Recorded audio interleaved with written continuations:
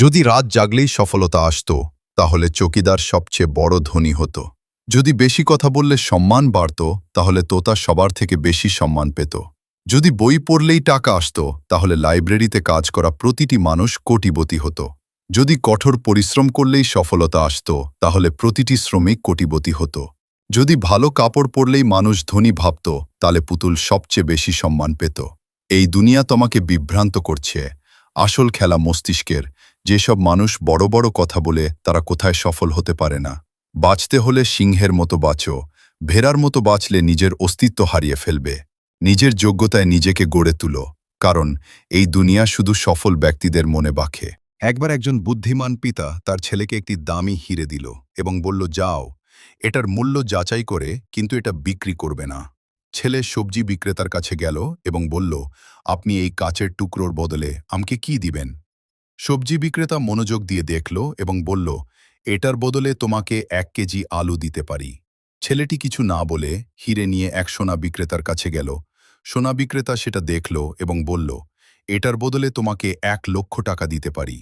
ছেলেটি অবাক হয়ে গেল কিন্তু কিছু বলল না। এরপরে সে এক জহুরির কাছে গেল। জহুরি যখনই হিরে দেখল তখনই বলল, এর বদলে তোমাকে 50 লক্ষ টাকা দিতে পারি। ছেলেটি এটা শুনে আরও বেশি অবাক হল এবং তার পিতার কাছে গিয়ে সব বলল। পিতার মুচকি হাসি দিয়ে বলল, বাবা, এটাই আমাদের জীবনের মূল্য। তুমি চাইলে সেটাকে 1 কেজি আলুতে বিক্রি করতে পারো, আবার সেটাকে অনেক দামিও বানাতে পারো।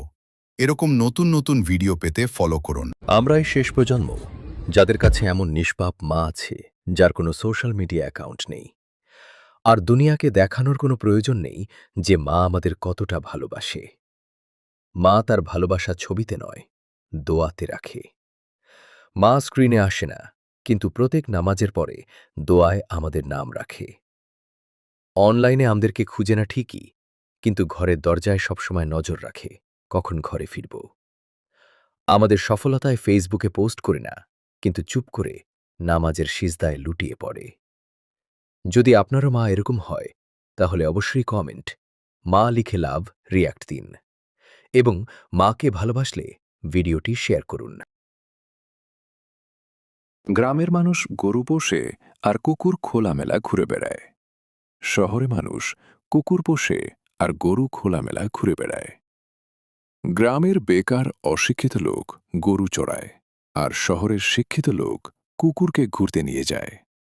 গ্রামের এতিমখানায় গরিব লোকের বাচ্চারা থাকে, আর শহরের এতিমখানায় ধনীদের মা বাবা থাকে। গ্রামের বাচ্চারা ধুলোবালিতে খেলাধুলা করেও অসুস্থ হয় না, আর শহরে পরিষ্কার বিছানায় থেকেও বাচ্চারা অসুস্থ হয়। যদি আপনি আমার সাথে সহমত হন তাহলে লাইক দিয়ে ফলো করুন।